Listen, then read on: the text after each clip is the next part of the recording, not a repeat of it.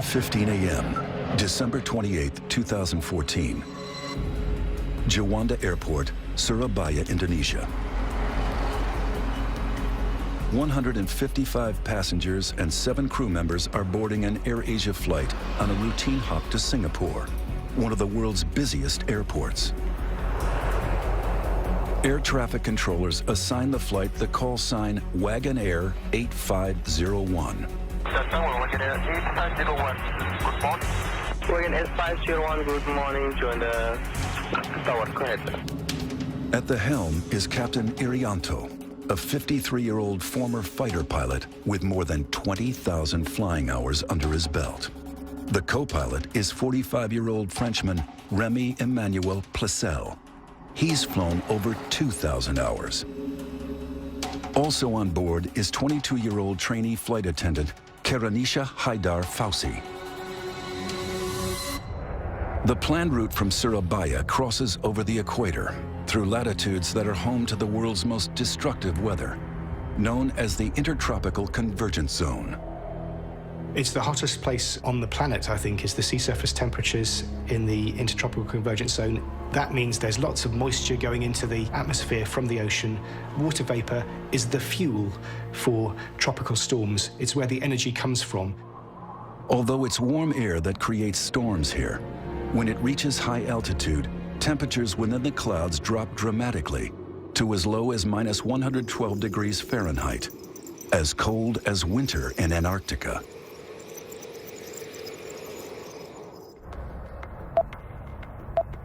Last quarter, AirAsia 8501, gain Q7. Inside the operations center, the weather is constantly monitored. Itu tidak ada kondisi yang mengkhawatirkan. Ramalan cuaca atau prediksi cuaca pada hari itu di Surabaya tidak ada masalah. Tetapi di Singapura yang kami terima tafornya memang ada kondisi hujan ringan. The forecast is clear, but that could change at any moment. Basically, it's the bread and butter of the pilots flying in the tropics, is that they are always, on virtually every flight, flying around thunderstorms. Juanda aircraft ready for start and pushback.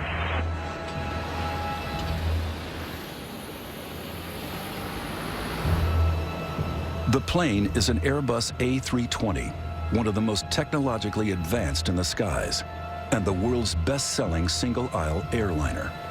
Wagon Air 501, clear to Singapore, Mike 635, level 240 initial. This plane has flown 13,500 times, covering more than 23,000 flight hours. Wagon Air 501, clear to takeoff.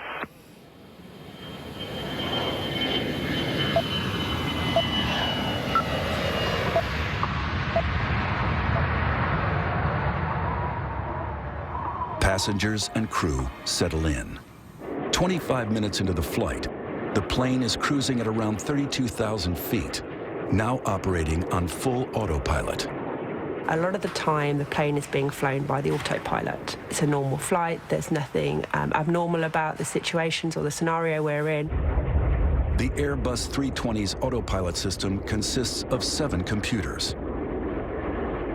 Airplanes are like computer games nowadays. There's a lot of pilots that will just engage the autopilot as soon as they're climbing to altitude and not touch it till they come home. And they can do that.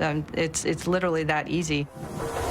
As the plane approaches the equator, storm clouds are brewing over the Java Sea below. Severe storms can go from very small storms to very large, dangerous storms in a matter of just a few minutes. You can see a thunderstorm ahead of you or below you, and in the very few minutes you take to get there, it could have climbed several thousand feet above you.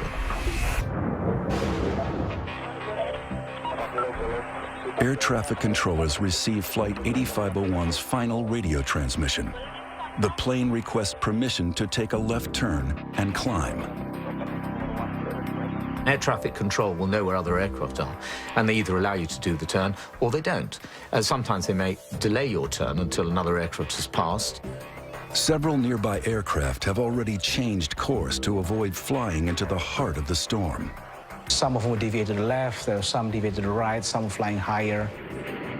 With so many flights in the same airspace, air traffic controllers deny 8501's request to climb above the storm. To be denied a climb, very normal. It happens on virtually every flight, because there you'll be passing through aircraft flying in the same direction as you, because it's always better to fly through weather than it is ever to hit another aircraft. With the possibility of severe turbulence ahead, the crew face a critical decision: to stay on course or change direction. This aircraft was the only one at 32,000 feet at that time. The other aircraft flying around the same air routes were at 30 to 38,000 feet. This animation shows the flight path of the plane's final minutes, halfway into its flight to Singapore.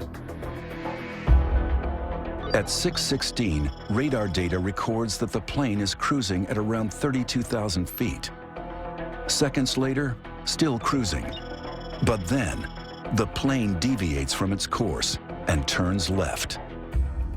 You would have been flying it with the autopilot, and so you put changes to direction by turning a knob, as opposed to actually flying it with the joystick. The 155 passengers on board have no clue that they are just 2 minutes from disaster.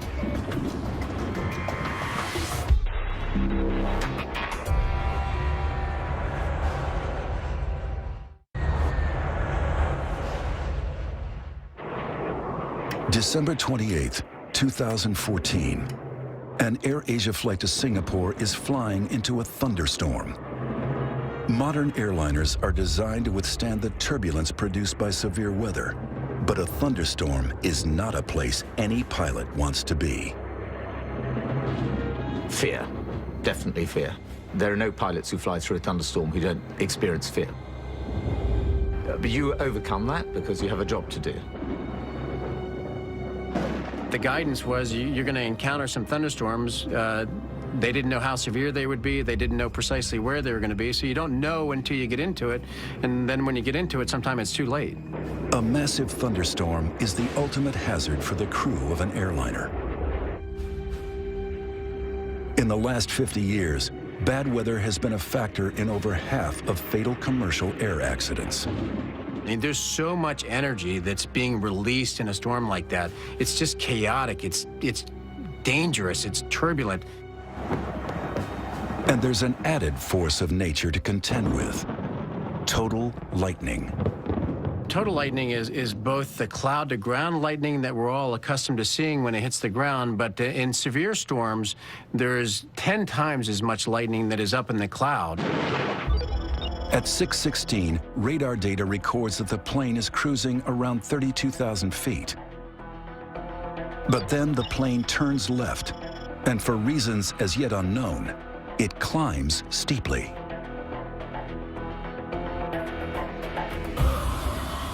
It would be dark, there would be lightning. The rain would be very noisy on the airplane, you would hear it. The aircraft can shake, the instruments can become blurred as your head is shaking, the eyeballs literally shaking in your head. The responsibility is awesome. You've got the lives of many people on board. You don't actually focus on that when you're flying.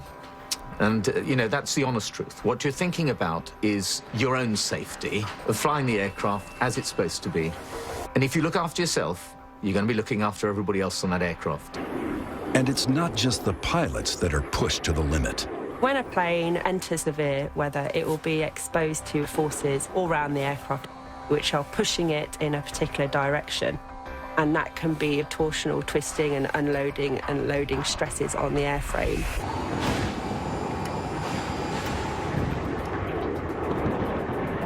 The plane climbs through 37,000 feet.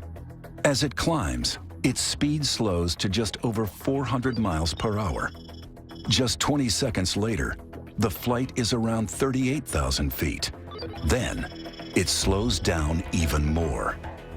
At 6:18 a.m., the plane goes missing from radar.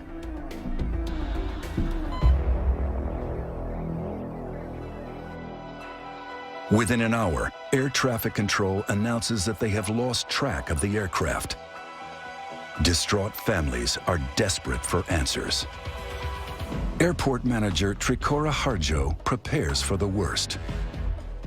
Demikian juga segala sesuatunya yang berkaitan dengan krisis center dari mulai sarana komunikasi, kemudian papan pengumuman atau papan informasi kami siapkan, dan juga kami menyiapkan informasi-informasi yang tentunya nantinya akan dibutuhkan apabila memang terjadi benar adanya atau lost contact. Then, the news is made public. 162 people are feared dead after an AirAsia flight goes missing. Within 3 hours, a massive international search effort is launched, led by the Indonesian military. Also in support are Australian, American, Russian, Singaporean, and Chinese search teams. With 30 ships, 3 warships, and more than 20 aircraft equipped with visual, radar, and sonar surveillance, covering a search area of 60,000 square miles of the Java Sea. This disappearance immediately brings back memories of an infamous unsolved mystery from the same region 9 months earlier. On March 7, 2014, Malaysian Airlines flight MH370 was en route from Kuala Lumpur to Beijing with 239 people on board. An hour into the scheduled flight, it disappeared from radar screens. The search effort was the biggest ever launched, but it failed to find the missing plane.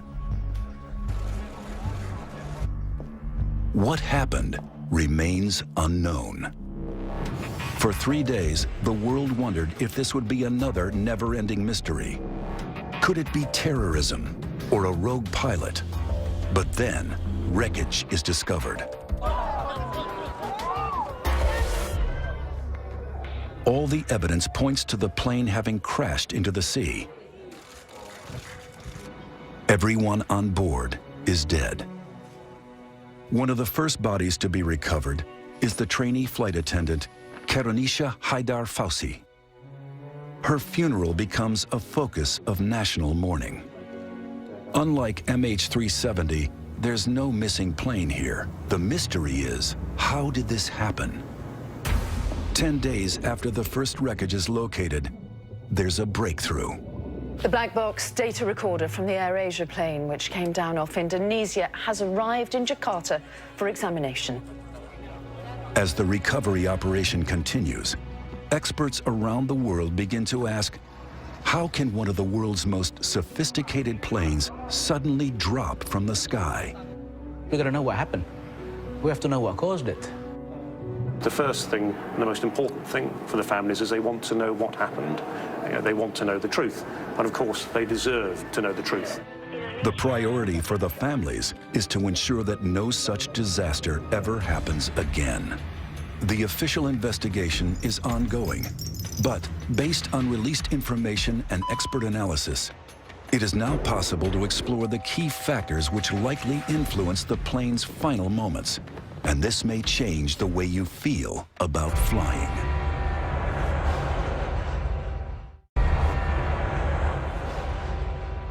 Though the researchers have the flight's black box, it only tells part of the story. Investigators dig into the data to tease out the accident's origin. We understand that there are 3 conditions that can cause the accident. First, the instrument, maybe the airplane itself, human error, and the last thing is the weather situation. The first question is, what caused the plane to climb so fast? After cruising at around 32,000 feet, the plane turns left and climbs steeply. Just 40 seconds later, the plane is over 37,000 feet. 38,000 feet. That's a climb of nearly 6,000 feet in less than a minute. 3 times faster than normal and outside the parameters set by the autopilot. So was the plane out of control, or was it direct pilot action? 6,000 feet per minute is a pretty hefty climb at altitude, no less, when the performance isn't as good. It's possible that they pulled the nose up and traded speed for altitude. That is possibly what happened, that the aircraft was climbed too steeply. But there could be another reason. It's possible that they got into an updraft and they were carried up by a bubble of air, basically. It's very turbulent and very chaotic and very dangerous, and what goes up has to come down. So you have a massive updraft, and then you get a massive downdraft, and that's just a terrible scenario for a plane and a pilot. You don't want to go into that. Experts have a good idea what happened after the plane got above 38,000 feet. The AirAsia flight must have stalled. Most people understand a stall as they would when they're driving a car, and that would be the engine stopping. That's not the case with aircraft. An aircraft stalling means that the airflow has actually broken away from the wing, and the aircraft no longer flies at this point. It is literally falling like a dead weight in the sky. The engine is still running, but the plane is falling. To see how this affects aircraft in flight, test pilot Dr. Guy Grattan is examining the profile of a wing in a wind tunnel. In the wind tunnel, you can see the flow demonstrated by these lines of smoke. At level flying, the airflow is steady around the wing.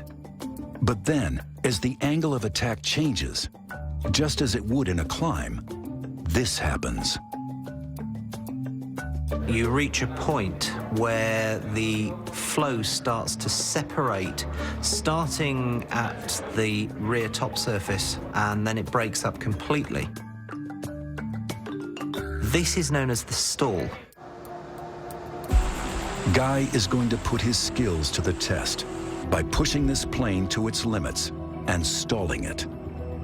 Aerodynamically, the stall happens when the flow has broken up on the upper surface of the wing and it ceases to lift efficiently, and that causes the aeroplane to fully or partially lose control. This light aircraft is a Grumman AA-5, but the aerodynamic principles are the same for any plane, including the AirAsia flight. If the aeroplane stalls, a good pilot should be immediately reducing the angle of attack and increasing the power to recover.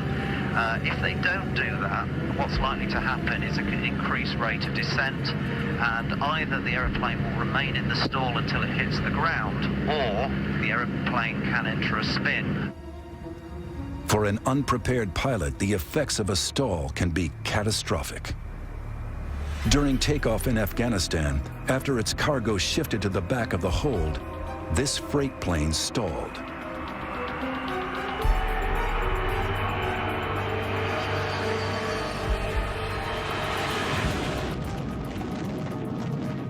At this level, Guy is cruising, but at a very high altitude where the AirAsia plane was flying, all aircraft hit a point where speed becomes critical. It's an area known by pilots as Coffin Corner. Coffin Corner exists at a high altitude, and to fly at those conditions is really very difficult because you've got to manage the speed of the aeroplane very, very accurately. Every plane has a maximum and minimum speed. The complicating factor is the higher the altitude, the smaller the margin of error between going too slow and going too fast. If you go high enough, what you do is reach a point where the stall speed and the maximum speed are very close together, and we refer to the aeroplane as being in Coffin Corner because if you go any faster, then you'll lose control or break the aircraft, and if you go any slower, you'll lose control of the aircraft. So it's a very vulnerable place to be. Whether or not you're high up in Coffin Corner or at low altitudes, a stall possesses a unique challenge for a pilot. I'm just going to reduce the power, and then I'm going to hold the nose up. The effect of that is going to be that the speed's going to bleed off. Anything below 60 knots risks a stall. Okay, just closing the throttle end. You can see the speed is bleeding off now. At 65 knots, I've got a stall warner. Could this be what happened to the AirAsia flight? The airplane's starting to wallow. You can see the nose coming up. I've lost view of the horizon in front of me. And at about 55, I'm about to lose it.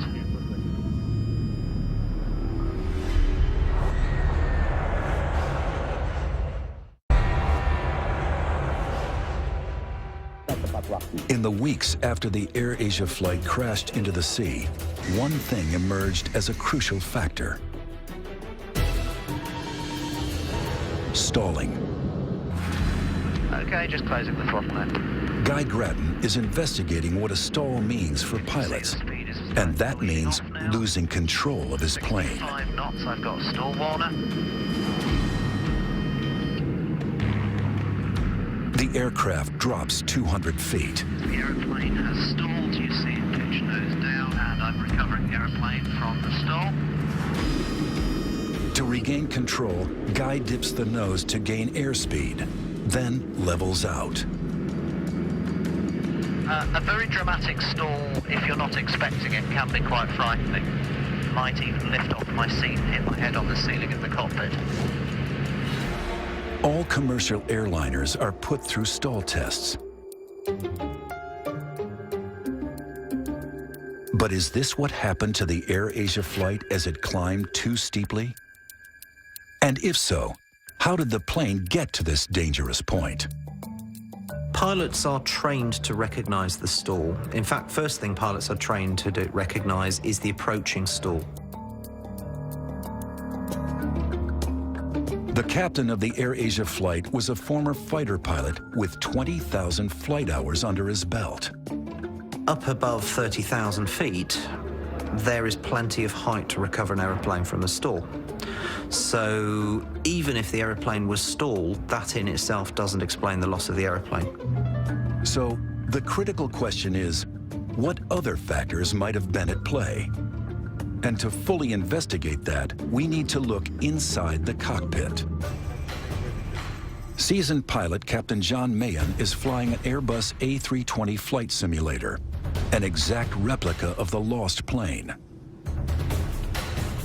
The reason why we try to simulate what happened in an accident or incident is for learning and whether we can take that information forward to stop it happening again. And also finding out weaknesses in the system that can lead us into difficult areas.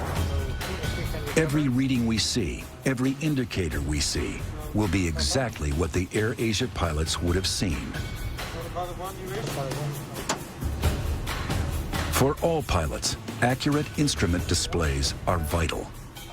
All aircraft are designed in such a way that they give you information, and it's our job and our profession to identify that information and prioritize.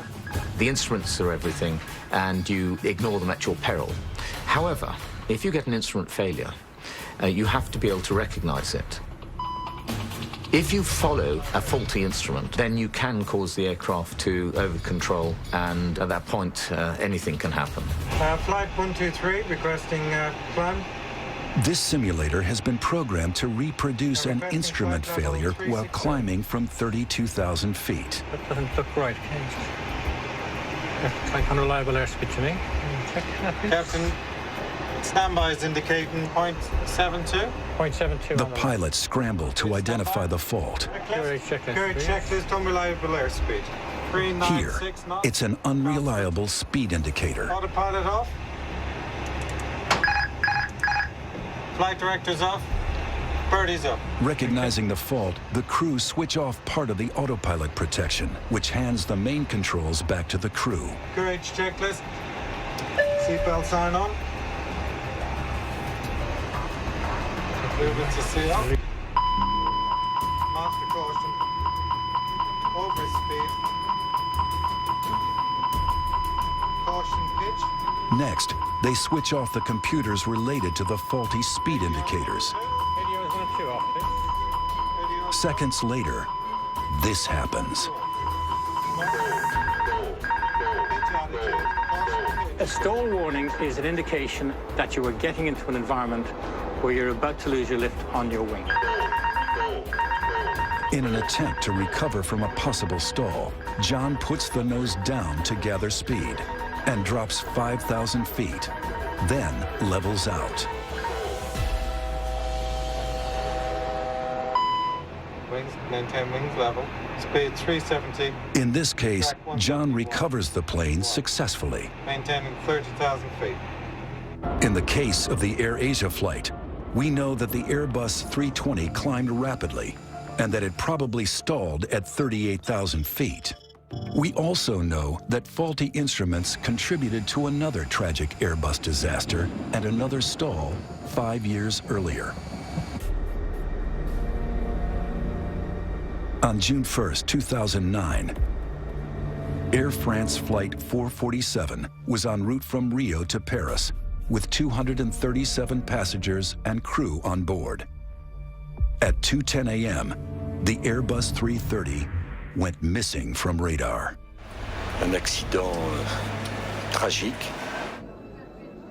It was 2 years before the flight's black box recorder was found and finally revealed its secrets. Colleen Keller is an air traffic investigator who worked on the search for Air France 447. The similarities with the AirAsia crash are striking. It ran into bad weather right around the tropical conversion zone, right at the equator. The initial malfunction was caused by the computer shutting down. On the side of the plane are metal cylinders that measure airspeed. They are called pitot tubes. The investigators discovered that the tubes had frozen over, causing the instrument readings to go haywire. The computer literally said, "I can't function, I'm confused," and it shut down. After the computer shut down, the pilots were forced to hand fly the airplane in a very difficult area, which is very high altitude. These are some of the actual words spoken by the pilots as recorded by the cockpit voice recorder. Qu'est-ce que vous voulez? On perd le contrôle de l'avion, là? They had the throttles back and they had the nose up, so both those combined to make it start to go very slow. They pulled the power back because they thought they were going too fast, and that put the airplane in a stall on a steep descent, like kind of a floating down descent. Unknown to the Air France passengers, the plane had dropped 10,000 feet per minute. Probably most people were sleeping or trying to sleep. There was a lot of turbulence. The lights were dimmed, and it would have felt like that the whole way down. I don't think people realized what was going on.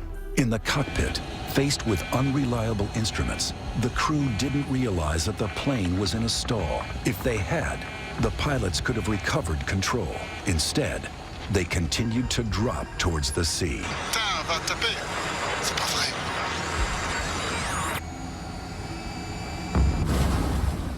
Why did they do that? It's impossible to tell because we can't really get into the minds of the pilots who died there. The Air France tragedy highlighted the fact that pilots need to have better basic skills. I think people were very surprised at the confusion in the cockpit. People think of pilots as being very professional, but they're just human. Did the AirAsia flight suffer a similar fate? One thing we're looking at, which is rather like Air France 447, is potential problems with the aircraft, which then confuse the computer systems, which then cause a very heavy burden on the pilots. What could have forced these pilots to make a deadly split-second choice?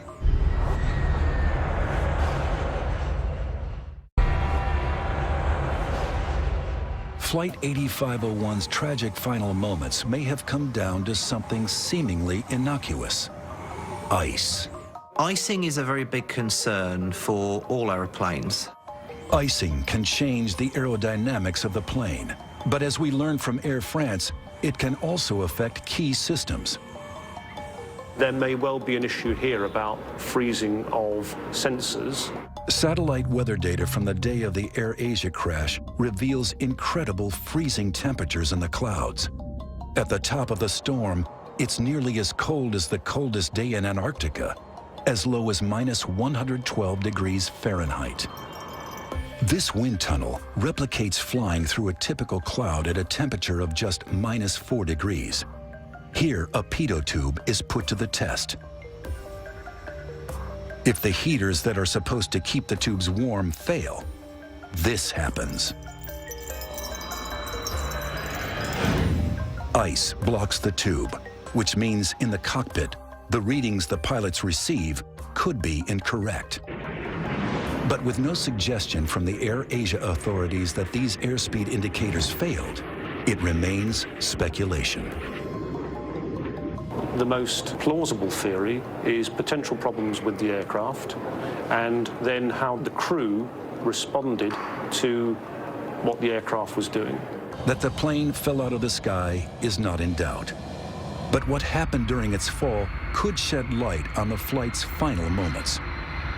In the weeks after the crash, there were reports that the plane had exploded before it hit the sea. Based on released information, this is what we can piece together. At an altitude of around 38,000 feet, the plane loses speed. Then it drops. Some experts estimate that at that point, it falls at a rate of 20,000 feet per minute, twice as fast as the Air France disaster, down to 24,000 feet, before all communications cut out. To investigate whether or not the plane broke up during its descent, Indonesian aviation analyst Jerry Sujatman is reviewing the data relating to the distribution of debris across the Java Sea. I think it's pretty certain that the aircraft went down in one piece. The wreckage pattern does not indicate any breakups prior to hitting the water. So we just have to look at the wreckage itself. And the telltale signs of it is that, yes, the aircraft would go down tail first, hit the water tail first. It's clear from the wreckage that mid-air structural damage is not a major factor here. From what we hear from the investigators, from the cockpit voice recorders, that up to the last moment, they did put all their efforts into trying saving the aircraft.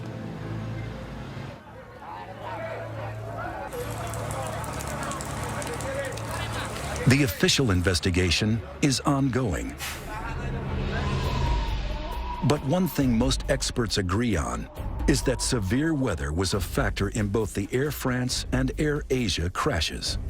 In the last 50 years, weather has contributed to over half of all fatal commercial airliner accidents. But there's one type of turbulence that doesn't occur in stormy skies, and it could affect all of us. Anyone who's been on a plane at cruising levels, flying through clear blue skies, you'll know that it's possible suddenly to hit turbulence that the pilot couldn't see coming, so it literally comes out of the blue. It's called clear air turbulence. At the moment, there's no onboard electronics that can see it. The pilot can't see it. It really is invisible. Inside pockets of air, wind direction changes suddenly and severely. It's been known to cause structural damage to planes and has caused injury and death. The shocking truth is that an Air Asia type event could happen anywhere in the world today. There's still not the technology in place for controllers and pilots to make sure that they don't fly into severe weather. Here at the University of Tokyo, Professor Suzuki is looking to change that. I believe the air travel becomes safer and safer. However, we have to establish a new technology to overcome the weather conditions.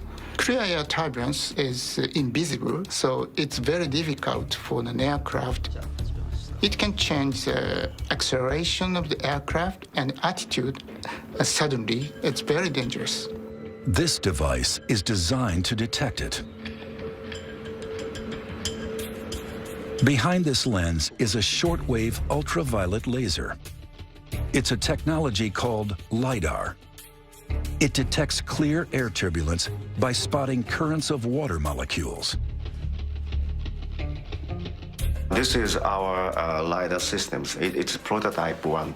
And this is an optical antenna. And this antenna can receive the reflection from a laser beam. In flight tests, this LiDAR system detects the range of moving water molecules in the air at a distance of up to 18 miles. The aim is to develop a more streamlined onboard turbulence early warning system within years. So there is a possible future there for us in which we could see fleets of airlines fitted with this technology, making encounters with severe turbulence a thing of the past. There's one more advance being rolled out that is set to revolutionize our skies. And it might help prevent an Air Asia type crash in the future by tracking planes in real time.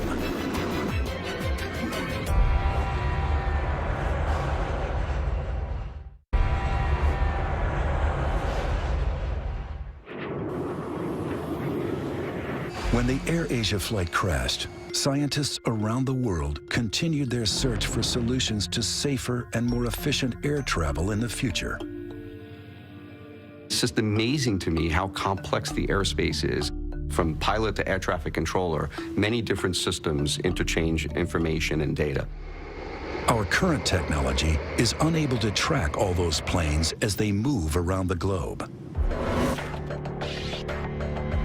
I think that it was a shock with the recent tragedies that occurred, that people started to realize that the whole Earth is not covered, and there are vast amounts of oceans and mountainous areas that are not covered. It's estimated that 70% of the world's airspace is out of the range of radar. Currently, what controllers see when aircraft are crossing the oceans are a dot that was placed by an airplane reporting back, say, 10 minutes ago, and they know where it's supposed to be 10 minutes later. So really, there's a 10-minute gap, which is basically 80 miles apart. That's because there's no real-time surveillance or tracking of that aircraft in between.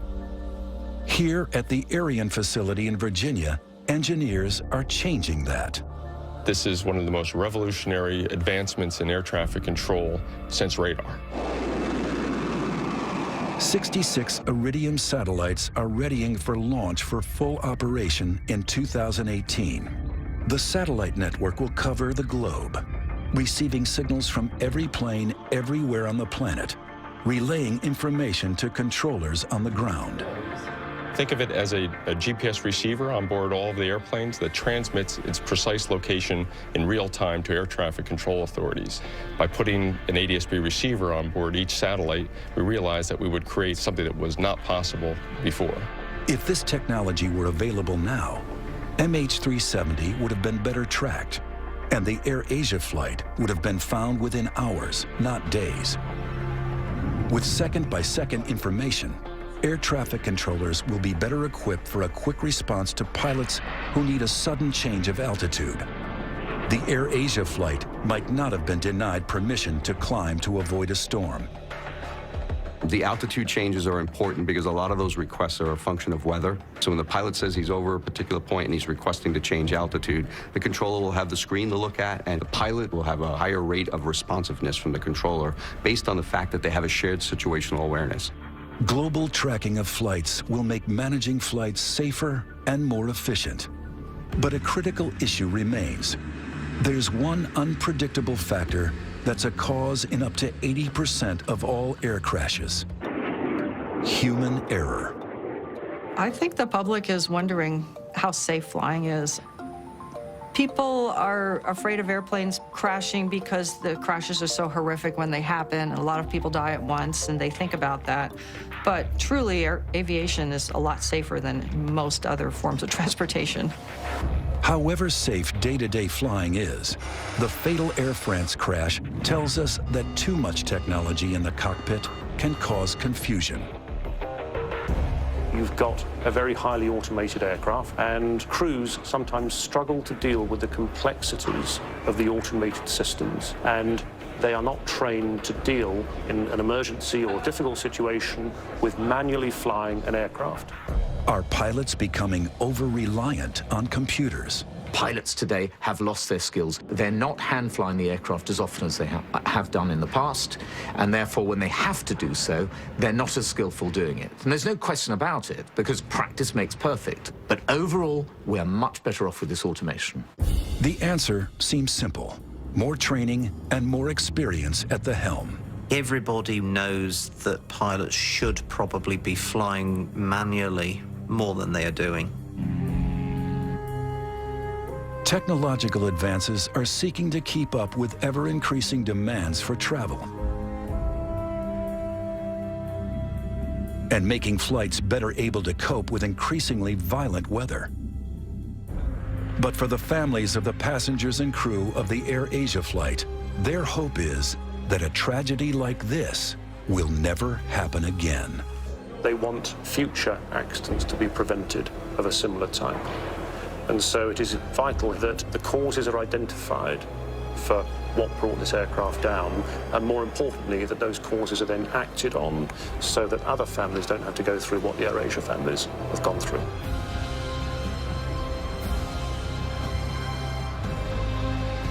This accident, to me, is a very sad one because I see Indonesia AirAsia as probably the safest Indonesian airline there is.